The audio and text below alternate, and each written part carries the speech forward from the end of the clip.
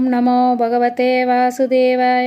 దేవి జ్ఞానానికి మూలంగా నిలిచిన మహాముని వ్యాసుని స్మరించుకునే పవిత్ర దినం వ్యాస పూర్ణిమ లేదా గురు పూర్ణిమ అంటారు. వ్యాస మహర్షి ద్వారకా సమీపంలోని ద్వీపంపై జన్మించారు.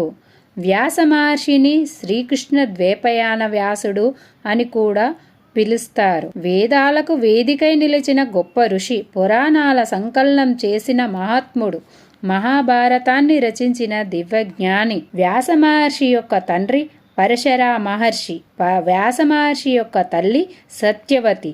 వారు నారదుడు, వశిష్ఠుడు వంటి మహర్షుల వంశానికి చెందినవారు.